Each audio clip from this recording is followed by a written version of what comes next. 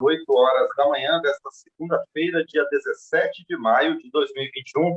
Está no ar mais uma edição do Painel Eletrônico, seu jornal de todas as manhãs, que traz o que acontece de mais importante na Câmara dos Deputados, os principais debates e votações dos parlamentares na Câmara Federal. O Painel Eletrônico é transmitido em Brasília pela Rádio Câmara em 96.9 FM e na rede legislativa de rádio, composta por mais de uma dezena de emissoras espalhadas por todo o país.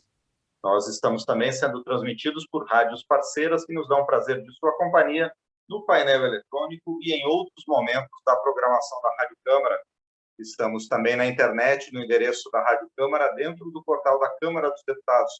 Vá lá em radio.câmara.leg.br e você tem acesso direto, além da transmissão ao vivo da Rádio Câmara, aos nossos programas jornalísticos, culturais e a toda a produção da nossa equipe de reportagem.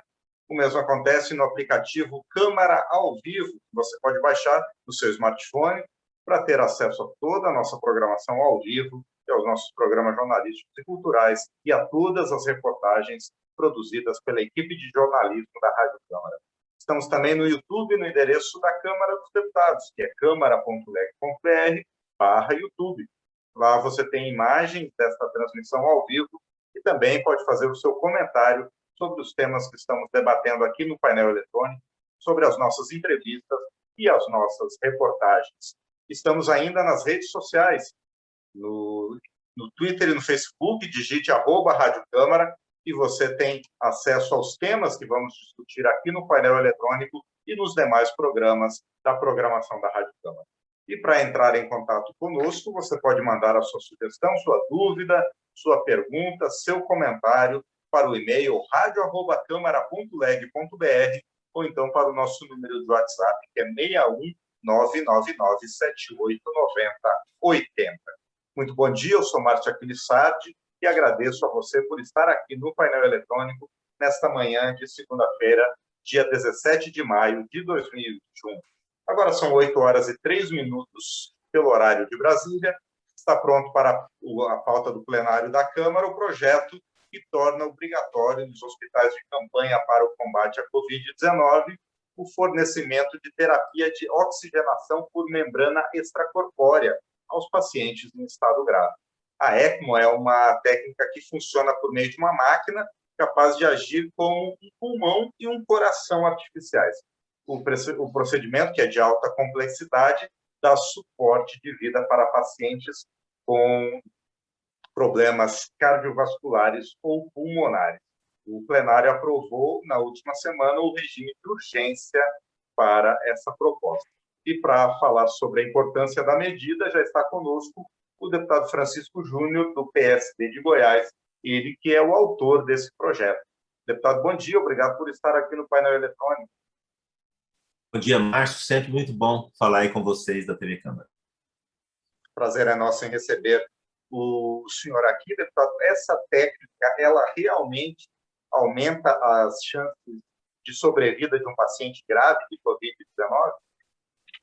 Márcio, essa terapia é uma terapia muito importante e ela é importante, apesar de muito complexa e também, como dizem, não apenas com relação ao paciente de Covid. Ela tem essa capacidade de estender a sua vida, então isso é muito importante. A gente tem percebido várias situações. Recentemente, teve o ator Paulo Gustavo, que ficou vários dias nela. Aqui em Goiás, nós enfrentamos uma situação semelhante com o ex-governador, prefeito eleito Marquito Vilela.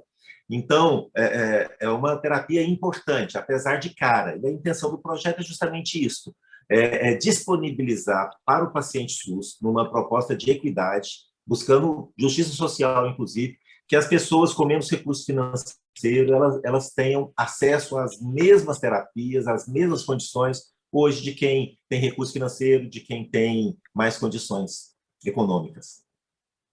E, deputada, em quais situações ela é recomendada?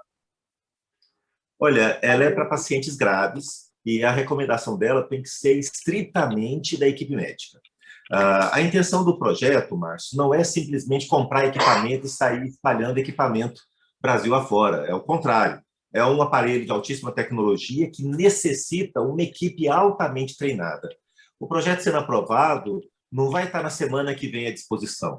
E é essa a minha primeira intenção, promover essa discussão sobre esse equipamento, que é muito importante, e ele é discutido desde a pandemia do H1N1 lá atrás. Então, havia essa discussão, mas não avançou, justamente porque é caro. Agora, ele é caro também porque é muito restrito. Então, a intenção nossa, com ajustes do projeto, tem conversado isso com o governo, com os ajustes do projeto, nós temos, primeiro, baixar o custo dessa terapia. Hoje ele já é fabricado nacionalmente, até pouco tempo atrás ele tinha que ser tudo importado. Então, baixar o custo da terapia, torná-la mais comum. Nós temos, o projeto ele tem que ser acolhido, aplantado, num cronograma, durante a linha do tempo. Então, primeiro, a necessidade de se preparar equipes, qualificar equipes, depois que nós tivermos pelo menos aí alguns por estado, então nós teremos então condição de ter o aparelho. Agora, quem prescreve esse aparelho necessariamente é a equipe, é o médico, é quem está acompanhando, somente eles têm condição de fazer essa prescrição. Pois é, deputado Francisco Júnior, então, de que forma vai ser feita essa escolha de quais unidades hospitalares poderão ter esse equipamento? O projeto fala dos hospitais de campanha, mas nós não temos a intenção de colocar nos hospitais de campanha como se vê aí, tendas, tal. Não tem essa intenção.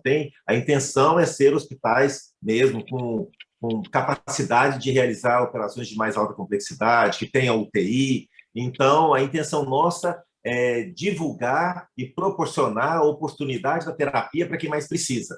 Essa decisão ela é uma decisão que tem que ser técnica, tem que ser do Ministério da Saúde, junto com as equipes de saúde locais, junto com a Secretaria de Estado de Saúde. Deputado Francisco Júnior, o senhor falou por 2 vezes na nossa entrevista aqui que é uma terapia, os equipamentos são caros, né, e não está tão disseminado assim.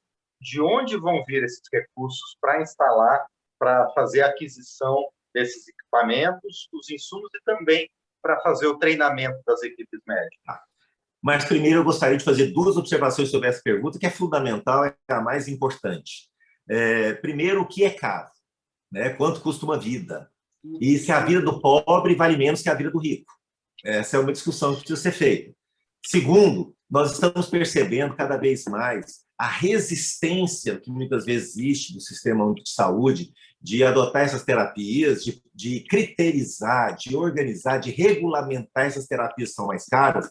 Depois a pessoa procura na justiça, ganha uma liminar ou ganha na justiça, e aí ela sai muito mais cara. É o caso dos remédios de alto custo e outras situações que a gente percebe estão acontecendo, porque é um direito do cidadão. A nossa legislação diz que o cidadão tem direito, independente do valor.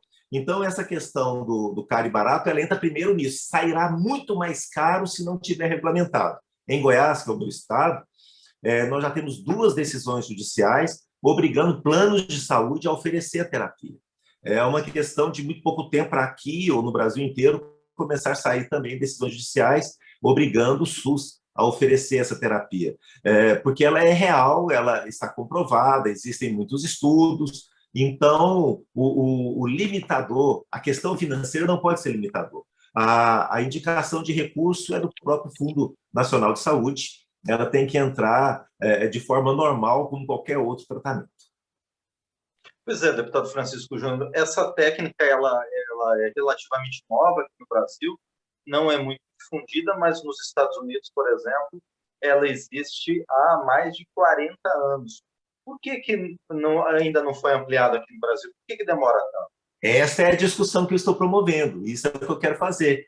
Justamente isso, o fato de nós estarmos aqui agora conversando sobre essa terapia e ter ganhado, estar polêmica, inclusive, né? Muita gente a favor, muita gente contra, é justamente isso, porque se nós não conversamos sobre isso, nós vamos passar outros 40 anos sem dar o primeiro passo.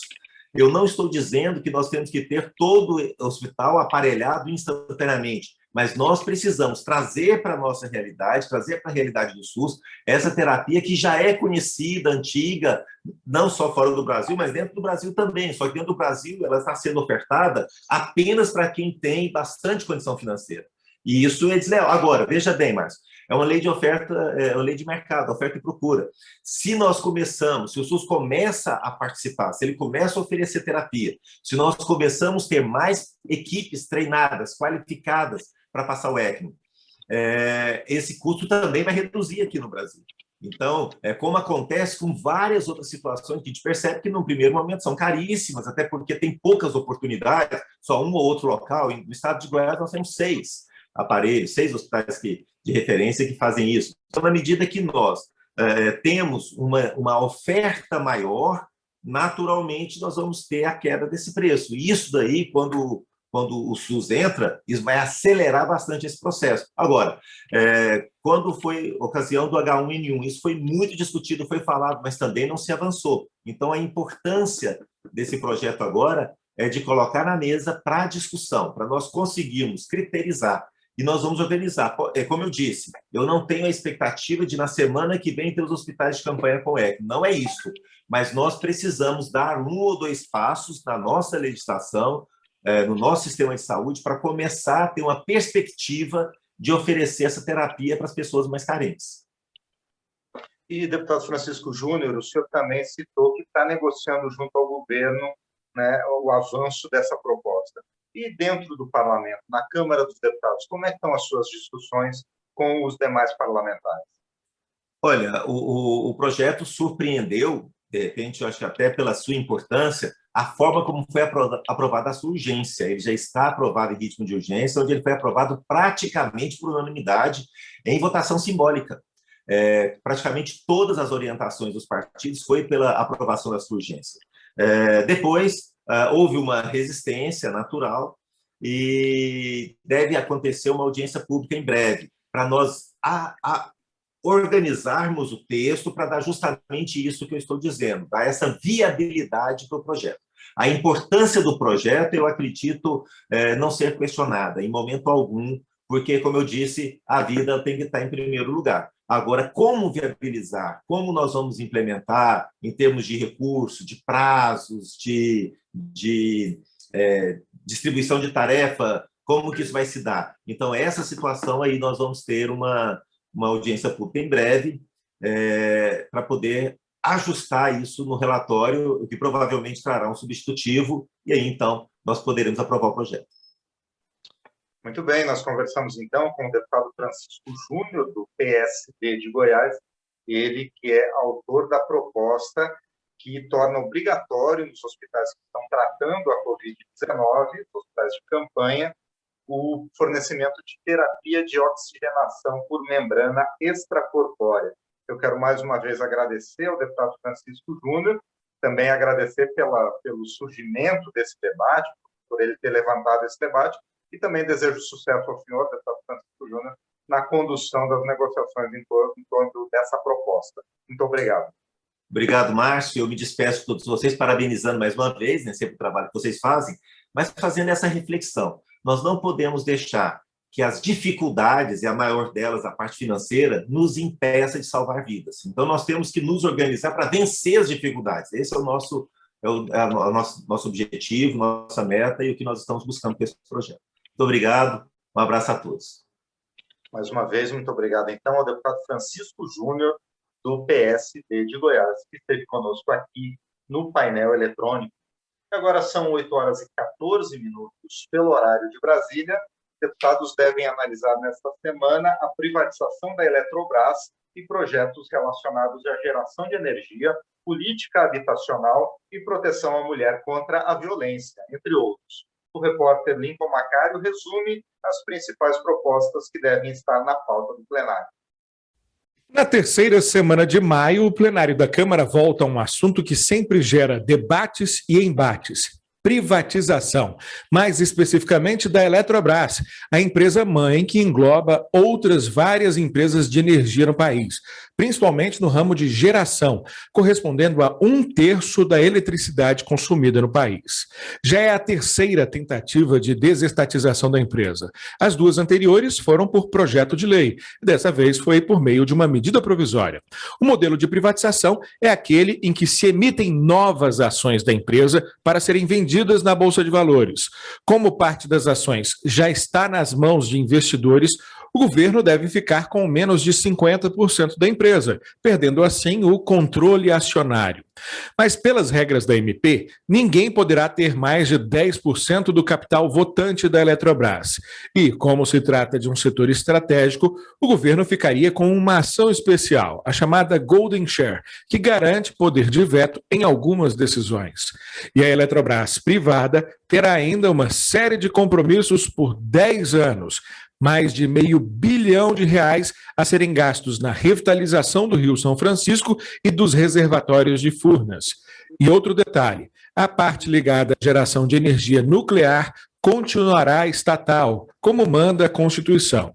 O vice-líder do governo, o deputado Sanderson, do PSL Gaúcho, está confiante na aprovação da MP. Pretendemos, então, com a privatização da Eletrobras, colocar recursos da iniciativa privada nesse setor tão importante, deixando que a União se dedique apenas aos serviços essenciais, quais sejam segurança pública, saúde e educação. Investimentos privados serão transformados em geração de emprego, renda e desenvolvimento para o Brasil. Mas o texto do governo sofreu modificações. E por isso o Partido Novo, do deputado Paulo Ganime, de São Paulo, não quer aprovar o relatório apresentado. A MP da Eletrobras é fundamental. Agora, o relatório apresentado essa semana pelo relator é péssimo. Ele inclui itens que vão não só inviabilizar a capitalização, vão também gerar mais custo para a população, fazendo com que investimentos sejam subsidiados na conta de luz, fazendo com que a governança de investimentos na Codevasf seja péssima. Já a oposição promete muita obstrução das votações, pelas razões expostas pelo líder do PT, deputado Bom Gás, do Rio Grande do Sul. Nenhum país abre mão desse setor, principalmente para entregar para empresas estrangeiras, para vir aqui dentro do Brasil, oferir lucros para eles. Nós vamos nos fazer de um setor estratégico. O Brasil não poderá oferecer de forma universal para as pessoas, já que essas empresas vão querer lucros, vai aumentar o custo de energia para o consumidor, e o Brasil poderá deixar de fazer política pública. Bom, além da Eletrobras, que deve dominar a semana, ainda ficaram para ser votados de outras semanas vários assuntos. Um deles é o projeto que tira subsídios gradualmente da geração de energia elétrica em casa ou em pequenas usinas, o que fazem, por exemplo, por meio da luz do sol em painéis fotovoltaicos. Também há projetos ligados ao enfrentamento da pandemia, como o que libera leitos desocupados em hospitais militares para o atendimento à população civil, e o projeto que inclui nos hospitais de campanha do SUS o tratamento conhecido como ECMO, que oxigena o sangue dos pacientes fora do corpo, por meio de equipamentos que atuam como pulmões artificiais. E tem o projeto que suspende os despejos durante a pandemia por um prazo proposto inicialmente de 3 meses, mas que pode aumentar para todo esse ano em razão da piora do cenário de saúde e também econômico. Também é destaque na pauta o projeto que aumenta a pena mínima do crime de feminicídio e torna mais difícil a progressão do regime fechado para o regime semiaberto. Da Rádio Câmara de Brasília, Lincoln Macário. 8h19, pelo horário de Brasília, as comissões de Segurança Pública e dos Direitos da Mulher realizam hoje audiência pública conjunta para debater o projeto que obriga os estados a criar delegacias da mulher em suas micro-regiões. Hoje, a maioria das delegacias especializadas no atendimento à mulher estão situadas nas capitais e nos grandes centros urbanos. E para falar sobre o tema, nós conversamos agora com o relator da proposta na Comissão de Segurança Pública, o deputado subtenente Gonzaga, do PDT de Minas Gerais. Ele pediu a realização do debate. Deputado, bom dia, o senhor já está conosco?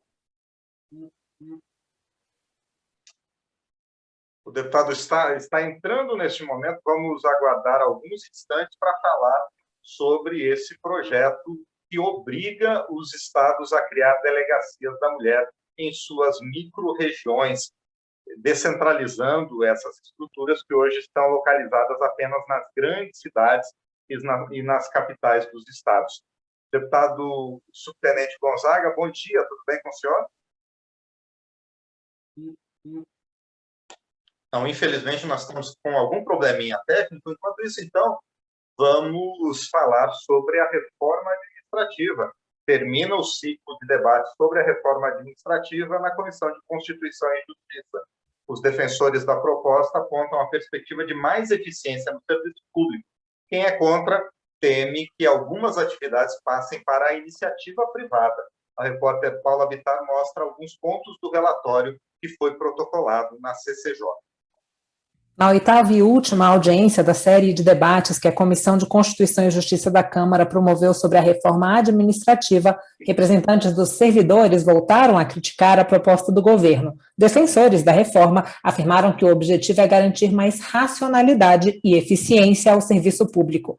A proposta restringe a estabilidade no serviço público e cria 5 tipos de vínculos com o Estado. O texto estabelece que leis complementares tratarão de temas como política de remuneração, ocupação de cargos de liderança e assessoramento, progressão e promoção funcionais e definição dos cargos típicos de Estado. O relator da PEC, deputado Darcy de Matos, do PSD de Santa Catarina, já protocolou o parecer em que defende a admissibilidade do texto com a exclusão de 2 itens. Ele propõe a retirada da parte que proíbe que servidores ocupantes de cargos típicos de Estado possam exercer qualquer outra atividade remunerada. Segundo o parecer de Matos, o trecho impede, a título de exemplificação, que determinado ocupante de cargo típico de Estado possa exercer uma atividade remunerada de músico, mesmo que essa atividade não comprometa sua jornada e suas atividades no cargo público, o que feriria a previsão constitucional do livre exercício de qualquer trabalho.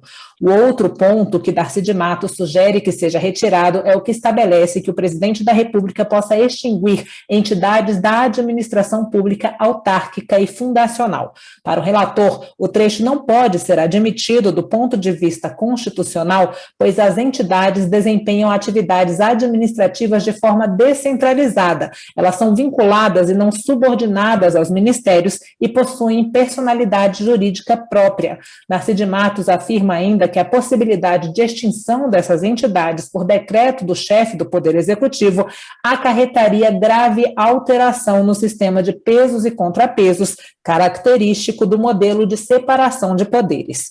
Na audiência pública, Rejane Soldani Sobreiro, diretora jurídica da Federação Nacional de Sindicatos de Guardas Municipais do Brasil, afirmou que a proposta faz com que o serviço público atue na sobra do mercado e pode entregar a segurança pública a entes privados. A PEC 32, ela prevê um risco iminente de terceirização e extinção das guardas municipais em todo o país. Ela está prevendo simplesmente a terceirização quase que total de toda a atividade do Estado.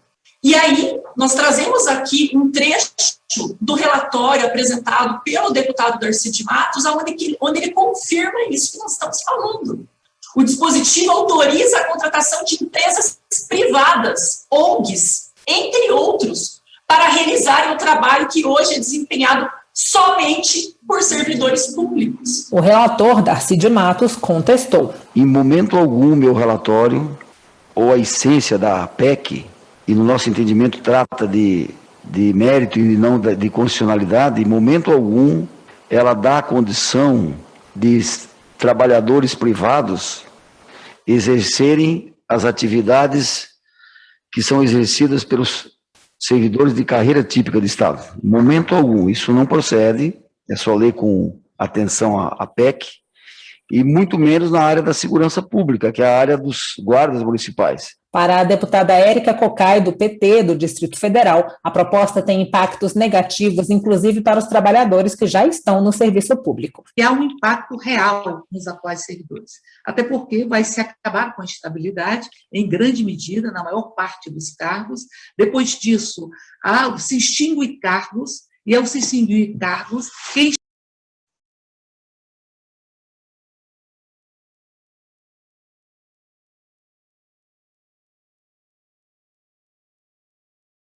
regime de previdência. O regime de previdência, você deixa de ter a contribuição dos novos servidores para o regime atual. Guilherme Carvalho, doutor em Direito Administrativo, por outro lado, defendeu que, de modo geral, os impactos da proposta são positivos. Eu enxergo a proposta de Tudo bem com o senhor? um arcabouço de melhoria. Deputado, o senhor me ouve? Ouço. Tudo bem com o senhor? Bom dia. Bom dia, tudo bem. Eu estou percebendo que está com um pequeno probleminha no Tive seu um pequeno problema aqui aí, que eu não sei o que é, mas ouvido. mas eu estou ouvindo o senhor agora. Assim que terminar essa entrevista, essa matéria, a gente começa a nossa entrevista. Tudo bem? Ok, tranquilo. Perfeito, obrigado. Federal. Depois de passar pelo colegiado, a reforma administrativa ainda precisa ser analisada por uma comissão especial e pelo plenário em 2 turnos de votação. Da Rádio Câmara de Brasília, Paula Bittar. 8h26 pelo horário de Brasília. Agora sim, felizmente, conseguimos acesso com o deputado subtenente Gonzaga, do PDT de Minas Gerais. Ele gentilmente venceu problemas técnicos que estava tendo na sua conexão para conseguir conversar conosco sobre esse tema de suma importância, o projeto que obriga os estados a criar delegacias da mulher em suas micro-regiões. Como a gente já lembrou hoje, muitas dessas delegacias se concentram nas capitais dos estados ou então nas grandes cidades de cada estado. Então, o deputado subtenente Gonzaga, do PDT de Minas Gerais, ele é relator da proposta na Comissão de Segurança Pública e pediu a realização de debate, de audiência pública, que vai ser realizada em conjunto, tanto pela Comissão de Segurança Pública quanto pela Comissão de Direitos da Mulher. Agora sim, deputado, bom dia, obrigado por estar conosco aqui no painel eletrônico. Bom dia, eu que agradeço. Bom dia a todos os ouvintes da Rádio Câmara. É um prazer estar novamente com todos os senhores e senhoras por aqui. Prazer é nosso receber o senhor aqui, deputado. Em primeiro lugar, as delegacias da mulher, elas existem há 36 anos. Elas têm cumprido o seu papel nesse período, deputado? Olha, a minha avaliação é que a delegacia é uma ação concreta de uma política de Estado. Então, nós precisamos de Estado reconhecendo que há uma...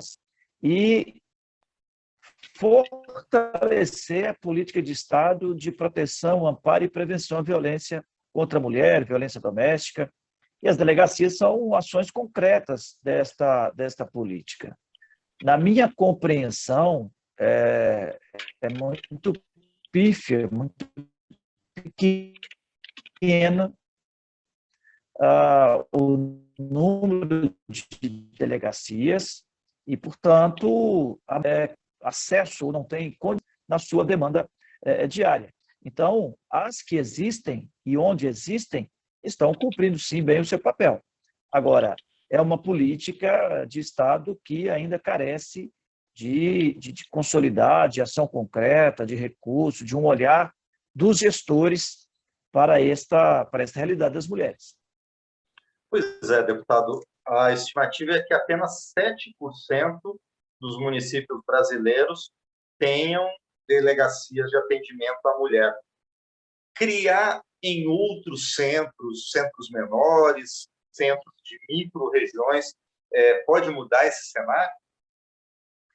Olha, na verdade, nós propusemos essa audiência pública com a presença de policiais militares, exatamente para tentar abrir um debate num outro olhar da prevenção. No Brasil se consolidou a visão de que as questões de segurança pública se resolvem na delegacia. Então, tem delegacia especializada para vários temas, e é importante que tenha, mas é preciso que a gente tenha um olhar para o conjunto das forças de segurança naquilo que diz respeito à ação policial, à ação preventiva, repressiva, no campo da ação policial. É preciso olharmos, é preciso que o Estado olhe para o conjunto dessas forças. E eu compreendo que a prevenção ela não pode estar focada em delegacias, simplesmente.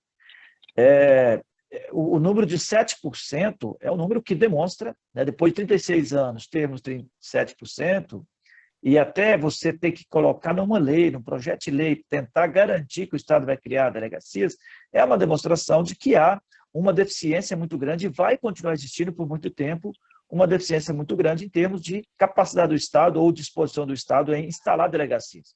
Então, nós estamos, nessa audiência pública, trazendo as polícias militares, porque há um trabalho de prevenção proativa, ativa, de abordagem, que são feitos por polícias militares em vários estados. Eu sou de Minas Gerais, então posso falar da realidade de Minas Gerais.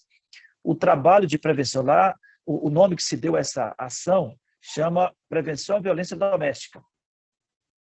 Então, é uma ação da Polícia Militar que iniciou dentro de uma política há mais de 10, 12 anos e que foi tendo a importância necessária a ponto de criar batalhões, companhias específicas. Então, nós temos, em Minas Gerais, uma política de Estado na Polícia Militar que é aplicada no Estado todo, mas começa a ter uma organização dessa política através de especialização de policiais para esse atendimento. Então, nós já temos hoje, na região metropolitana, 3 companhias de prevenção à violência doméstica, que tem a presença de homens e mulheres e que faz uma busca ativa por essas pessoas, porque a abordagem é com a mulher e com o homem e com a família. Então, quando você fica lá na delegacia, normalmente quem busca lá é a mulher, vai buscar esse atendimento.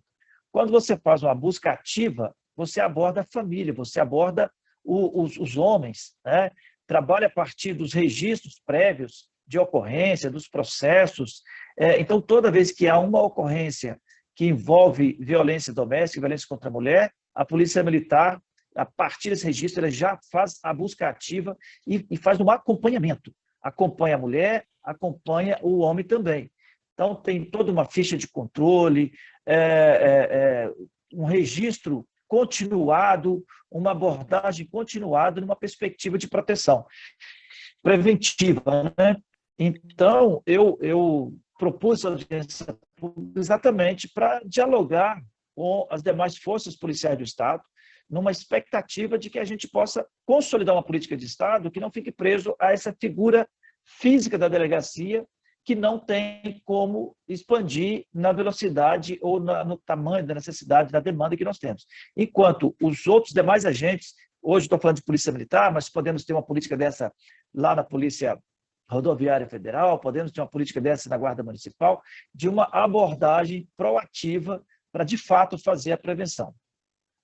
Então, deputado subtenente Gonzaga, a solução, o futuro das ações de prevenção da violência contra a mulher no âmbito da segurança pública passaria pelo aumento do número de delegacias, mas muito mais no trabalho de prevenção para evitar que esses casos continuem acontecendo. É isso, deputado?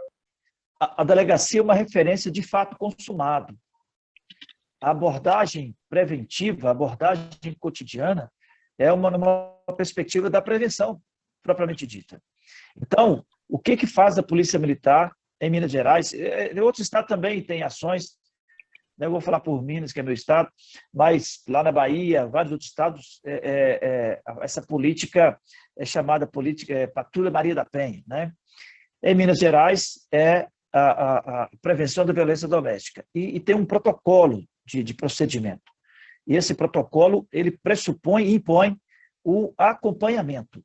Então, você vai ter uma família cadastrada lá no interior, qualquer lugar, onde houve um registro de violência doméstica em que a Polícia Militar vai, para além do registro, fazer um acompanhamento, uma abordagem para tentar reduzir esse risco. E aí faz até aconselhamento, porque inicial você tem uma busca por uma ação, por uma reparação, de acordo com o Código de Processo Penal, enfim, com o Código Penal.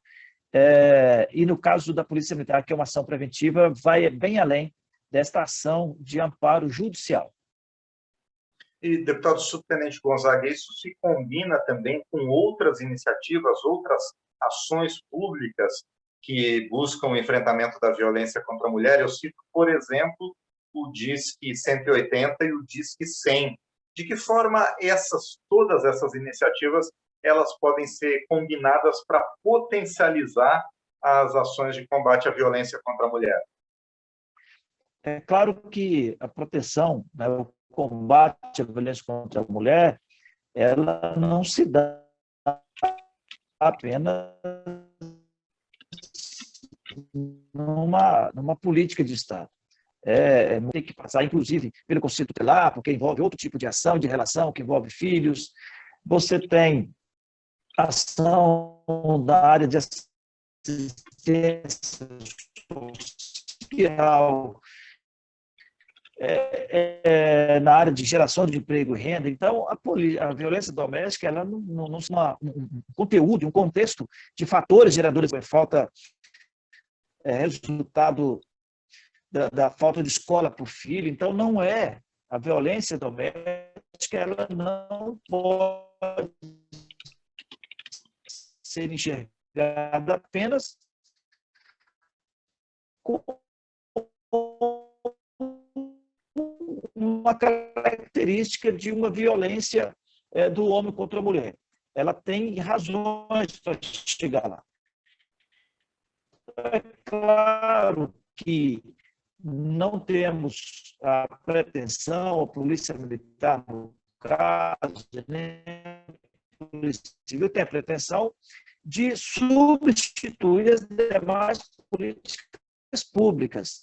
As demais, no caso, ela cumpre esse papel, mas a Polícia Militar tem feito, no caso de Minas Gerais, um trabalho essa pública conjunta com a Comissão da Mulher, porque a Comissão da Mulher vem fazendo um trabalho muito consistente, muita preocupação, buscando protocolos para a atuação preventiva e repressiva contra a violência doméstica, e acredito que esse protocolo que a Polícia Militar de Minas Gerais adotou e vem aperfeiçoando, com a criação de companhias específicas, enfim, de uma política específica de prevenção à violência doméstica, possa contribuir, inclusive, com a Comissão da Mulher, com a Câmara dos Deputados, na busca desta prevenção ativa que é necessária e eficiente, e que, no futuro, no horizonte aqui de 20, 30 anos, nós não chegaremos ao número de delegacias que cobriria o espaço geográfico que permitiria o acesso. Porque você deslocar mais de 20 quilômetros para buscar um apoio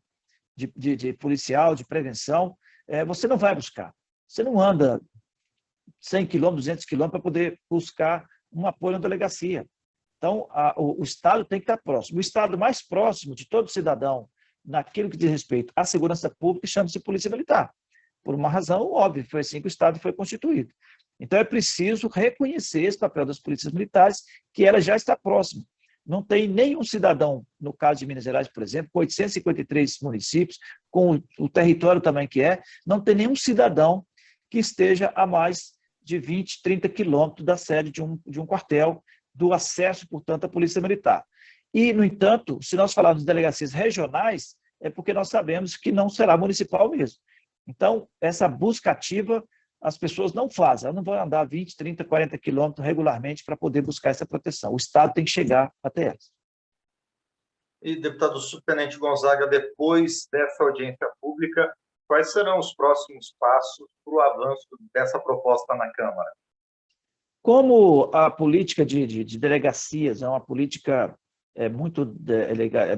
totalmente ligada à Polícia Civil, é responsabilidade da Polícia Civil, as delegacias. A delegacia é uma estrutura da Polícia Civil. Então, nós vamos dialogar para que a gente possa ter um protocolo de atuação que envolva Polícia Militar e Polícia Civil, mas que as delegacias locais cumpram esse papel. Essa que é a minha grande expectativa. Porque se nós formos trabalhar a política de prevenção à violência doméstica apenas a partir de delegacia especializada, pra você ter uma ideia, a delegacia de Belo Horizonte nem é exclusiva das mulheres, é do idoso, é da criança, do deficiente. Então, sequer é exclusiva das mulheres.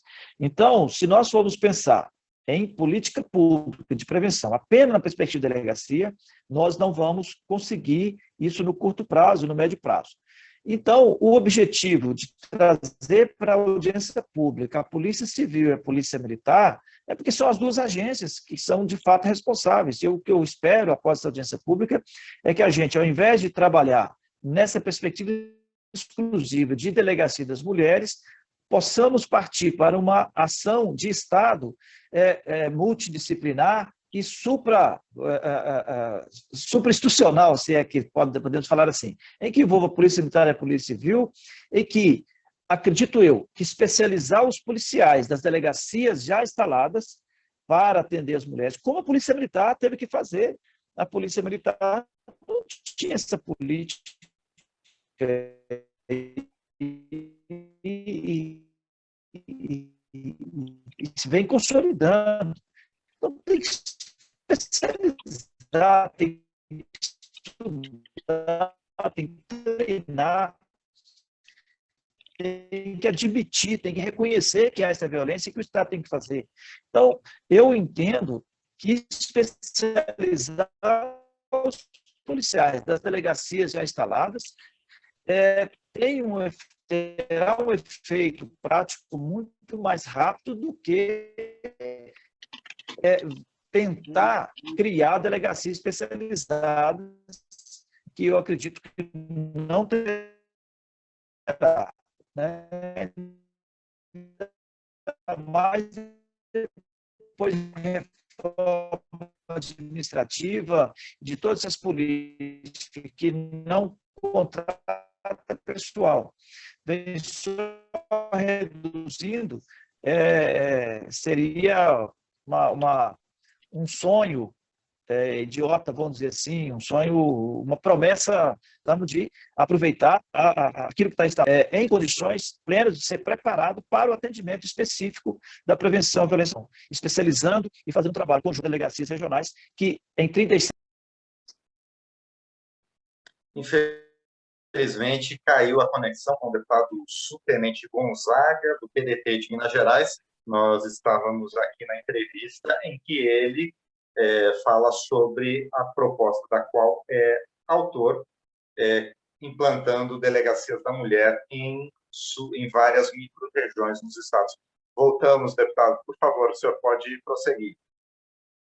Então, eu dizia que, na minha expectativa, na minha visão, a audiência pública, colocando a Polícia Civil e a Polícia Militar, de política de Estado, de prevenção à violência doméstica, é um movimento em que nem a Polícia Militar vai resolver sozinha, nem a Polícia Civil vai resolver sozinha.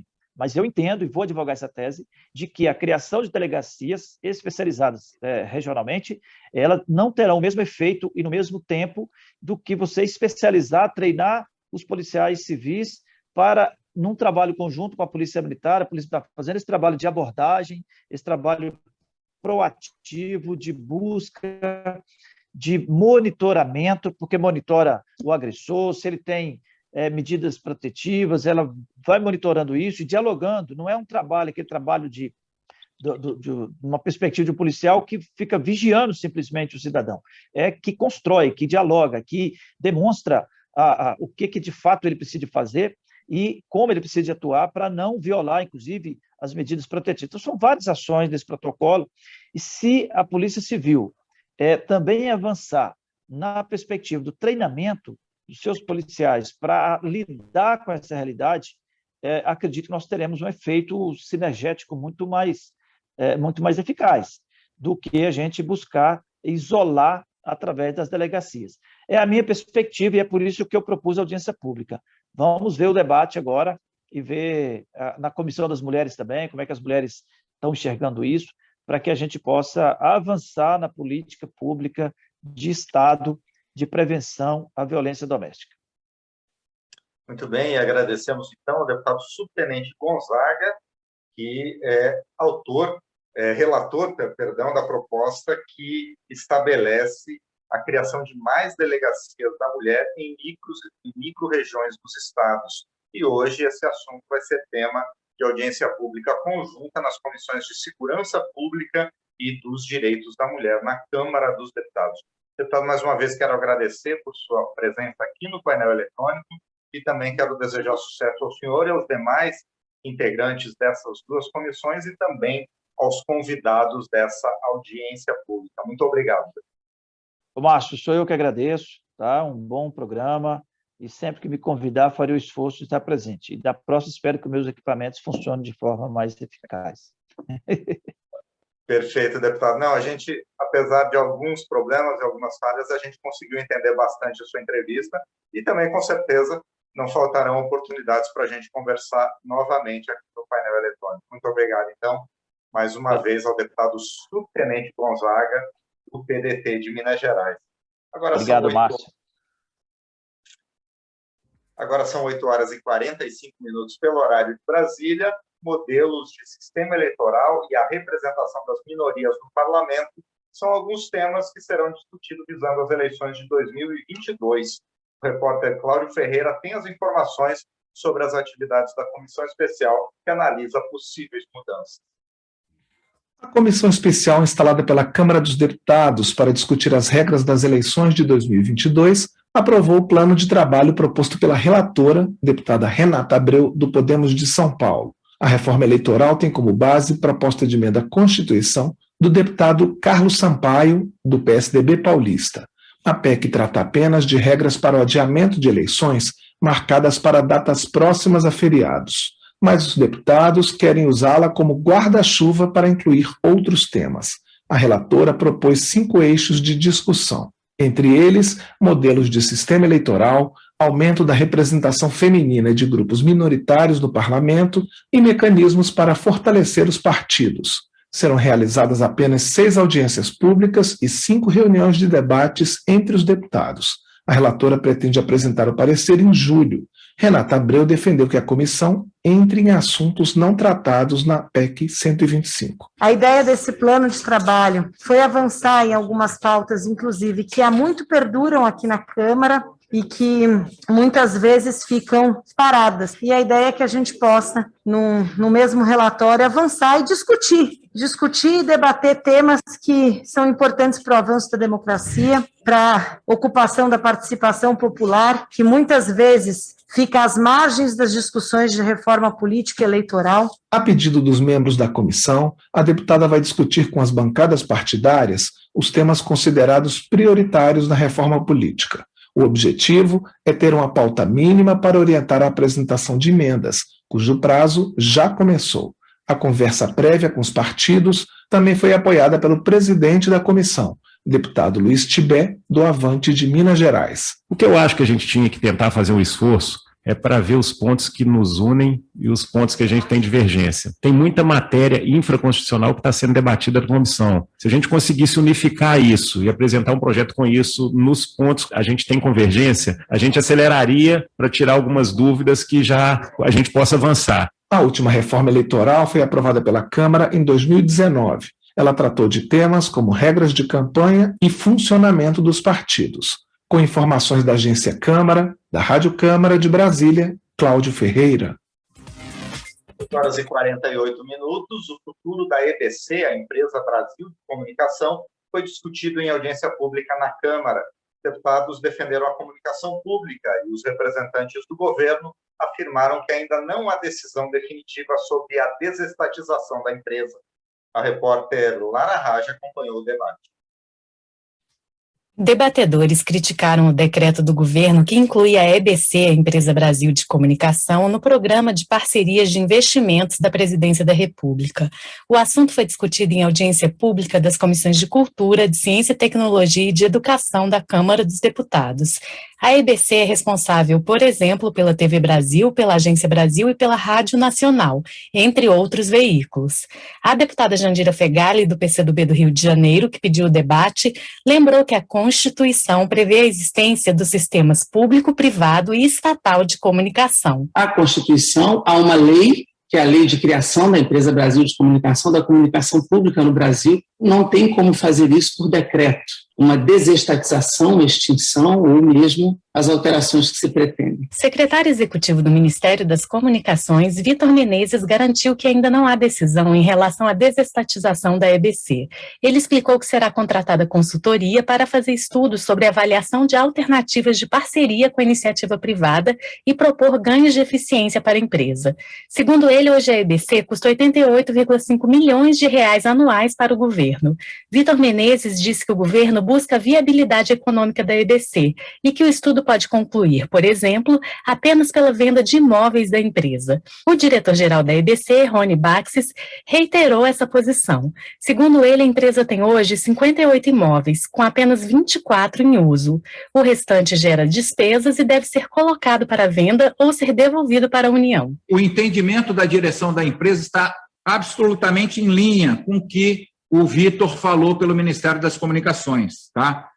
Não existe, é prematuro qualquer definição de modelagem de desestatização hoje da EBC. Mas para a ex-presidente da EBC, Tereza Cruvinel, a empresa corre riscos de privatização, extinção ou esquartejamento por meio da venda de ativos, alternativas que trariam prejuízos à empresa e à democracia. Ela diz que todos os países democráticos têm sistemas públicos de comunicação. A presidente da Comissão de Cultura, deputada Alice Portugal, do PCdoB da Bahia, defende que qualquer venda de ativos seja direcionada para investimentos na própria EBC. Representante do Sindicato dos Jornalistas do Distrito Federal e empregado da EBC, Jonas Valente também defende que a Empresa Brasil de Comunicação seja fortalecida e não extinta. Segundo ele, a existência de uma comunicação pública com autonomia e independência editorial é recomendação de organismos internacionais, como a Unesco e a OEA, a Organização dos Estados Americanos. Valente observou que um dos problemas atuais da empresa é a falta de autonomia em relação ao governo, o que contraria a legislação. O diretor-geral da EBC garantiu que não há proselitismo religioso ou político ou cerceamento de informação nos veículos da empresa, que, segundo ele, buscaria neutralidade. Da Rádio Câmara de Brasília, Lara Hadi. 8h52 em Brasília, deputados temem fraude e exclusão com o novo aplicativo para o cadastro único que é usado pelo governo para ajudar os mais necessitados. O repórter Francisco Brandão tem os detalhes. Os deputados da Comissão de Seguridade Social e Família da Câmara disseram estar preocupados com o desenvolvimento de um aplicativo para o cadastro único para programas sociais. Eles temem que mudanças no sistema provoquem fraudes e a exclusão de cidadãos vulneráveis. A deputada Flávia Moraes, do PDT de Goiás, lamentou a falta de informações do Ministério da Cidadania. É um dos cadastros, banco de dados mais completos que nós temos em relação à situação socioeconômica das famílias brasileiras, e a gente sabe a importância que o CAD único tem e o tempo que ele levou para chegar ao tamanho que ele está hoje, a complexidade de dados que ele tem hoje, e nos preocupa muito a possibilidade de nós interrompermos, de nós perdermos esse importante banco de dados. Já o deputado Eduardo Barbosa, do PSDB de Minas Gerais, lembrou da dificuldade de acesso da população vulnerável a celulares com internet, além das dificuldades de preencher os dados em aplicativos. A gente fica muito assustado se realmente nós vamos substituir uma questão virtual com uma dificuldade das pessoas de ter um celular com internet e manusear um aplicativo para preenchimento de dados. Eu sei que, na época do auxílio emergencial, o meu gabinete tinha fila de gente pedindo, pelo amor de Deus, para ajudar a entender aquele aplicativo. A diretora do Departamento do Cadastro Único, Angélia Fadu, participou de audiência pública com os deputados da comissão. Ela afirmou que a modernização do cadastro tem como objetivo ampliar a autonomia dos brasileiros para ter acesso a políticas sociais. Fadu garantiu que o cadastro continuaria a ser feito por telefone ou mesmo presencialmente, em postos de atendimento e centros de assistência social. O cadastro único reúne os dados de beneficiários do Bolsa Família, da Tarifa Social de Energia, do Benefício de Prestação Continuada, entre outros programas sociais, e foi usado para a distribuição do auxílio emergencial. São quase 77 milhões de registros ativos de brasileiros em situação de pobreza. Da Rádio Câmara de Brasília, Francisco Brandão. 8h54 em Brasília, deputados e representantes do governo debatem a prorrogação de contratos dos profissionais pelo programa Mais Médicos. O repórter Luiz Cláudio Canuto acompanhou a audiência e nos traz as principais considerações. A prorrogação dos contratos do programa Mais Médicos foi discutida em audiência pública virtual da Comissão de Seguridade Social e Família da Câmara dos Deputados. A representante do Ministério da Saúde, Renata Maria de Oliveira Costa, que é diretora do Departamento de Saúde da Família da Secretaria de Atenção Primária, disse que entre 2020 e este ano, mais de 6.700 médicos passaram a atuar em todo o país, nos 4 ciclos de prorrogação do programa Mais Médicos, com prazos variados de vencimento em cada ciclo.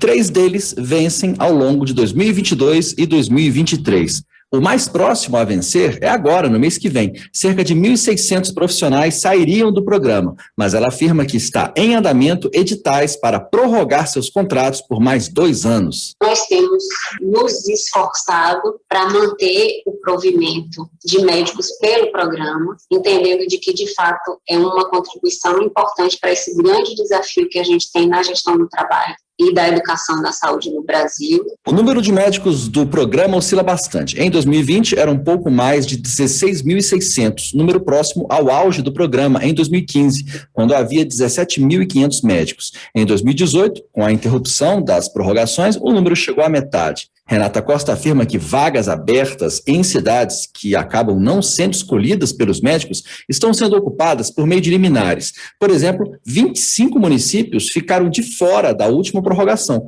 mas com a prorrogação do prazo nos editais por via judicial, 14 foram ocupadas e apenas 11 ainda ficaram excluídas. Existem 500 mil médicos no Brasil, segundo o representante do Conselho Federal de Medicina, Estevam Ribelo Alves. São 2,4 médicos por mil habitantes, distribuídos de forma desigual. 32% da população brasileira mora em 48 cidades, e ali estão 62% dos médicos. Mas, segundo o Conselho, a interiorização está aumentando. O número de médicos no país duplicou de 2000 a 2020, e nos últimos 10 anos o Brasil ganhou 180 mil novos médicos. A população médica do Brasil de 1920 a 1970, a população médica cresceu cerca de 4 vezes. Agora, quando a gente compara a população brasileira de 1970 para 2020, a gente observa que a população em média cresceu cerca de 2 vezes. Já a população médica cresceu cerca de 11 vezes. Os dados são de um estudo do Conselho em parceria com a USP. Segundo ele, em determinado momento haverá problemas de emprego na medicina, mas há médicos de mais ou de menos, a depender do local do país. Enquanto no Distrito Federal existem 5 médicos por 1.000 habitantes, no Maranhão, apenas 1 médico por 1.000 habitantes. O deputado Alan Rick, do Democratas do Acre, chamou a atenção para essa discrepância e alertou que isso justifica a expansão dos mais médicos com brasileiros formados no exterior, que está prevista na lei que regula o programa. Ele apontou o preconceito do Conselho Federal de Medicina com esses profissionais. Eu vejo aqui, doutor Estevam, com todo o respeito que Vossa Senhoria merece, um preconceito exorbitante do Conselho Federal de Medicina em relação aos brasileiros formados no exterior. Existe hoje uma guerra travada pelo Conselho para impedir a renovação dos contratos desses médicos no programa Mais Médicos, para impedir que se faça o edital de chamamento conforme a lei do Mais Médicos determina. O deputado goiano, doutor Zacarias Calil, do mesmo partido, Democratas, reagiu. Eu vejo com muita preocupação abrir a porteira sem exame de revalida. Semana passada, eu vi no jornal um estudante de medicina da Bolívia fazendo procedimento médico com uma senhora que veio da Inglaterra. Ele injetou um produto nela lá, que ninguém sabe como, juntamente com um biomédico, e essa mulher está internada na UTI. Eu não sei como é que ela passou por uma situação dessa. O representante do Conselho Federal de Medicina também respondeu ao deputado Alan Rick. Não há essa perseguição, há uma manutenção e garantia da lei, deputado. Quando um juiz dá um despacho das mais de 210 ações movidas pelo Conselho Federal de Medicina nesse sentido, não é por pura perseguição, é para manutenção da lei. Mas os exames do Revalida foram suspensos no ano passado. O ex-ministro da Saúde, deputado Alexandre Padilha, do PT de São Paulo, afirma que o governo Bolsonaro descumpre a lei do Revalida e a lei do Mais Médicos. O Ministério da Saúde, por uma postura aí nesse sentido, a minha avaliação preconceituosa, desde o começo assumiu como atitude de não abrir nos editais possibilidade que os médicos brasileiros formados no exterior poderem atuar. Nós temos uma realidade hoje de mais de 17 mil médicos brasileiros formados no exterior, que atuaram pelo Mais Médicos, que foram impedidos de fazer o Revalida porque o Revalida não foi realizado nesse período. Encerrou o contrato, não podem atuar nem pelo Mais Médicos e nem poder fazer sua validação do diploma para poder atuar medicina no Brasil e em outras áreas. A representante do Ministério da Saúde respondeu que existe um regulamento em relação ao tempo de atuação de cada médico do programa, e alguns médicos já haviam cumprido mais de 6 anos. Por isso, não foi possível prorrogar os contratos, mas ela garantiu que as vagas foram incluídas em edital para que não houvesse perdas. Da Rádio Câmara de Brasília, Luiz Cláudio Canuto. 9 horas pelo horário de Brasília, o painel eletrônico está chegando ao fim do programa de hoje. Teve produção de Carmen Fortes e Marcos Brito, trabalhos técnicos de Viviano Nunes, edição de Cláudio Ferreira e Marcelo Lacha. A diretora executiva da Secretaria de Comunicação é a jornalista Aline Machado e o secretário de Comunicação, o deputado Acácio Pavar. Eu sou Márcio Aquilissardi e agradeço a você por estar conosco neste painel eletrônico desta segunda-feira, dia 17 de maio de 2021. Desejo a você um bom dia, uma boa semana. Nos encontramos novamente amanhã, a partir das 8 horas da manhã, no painel eletrônico. Até lá.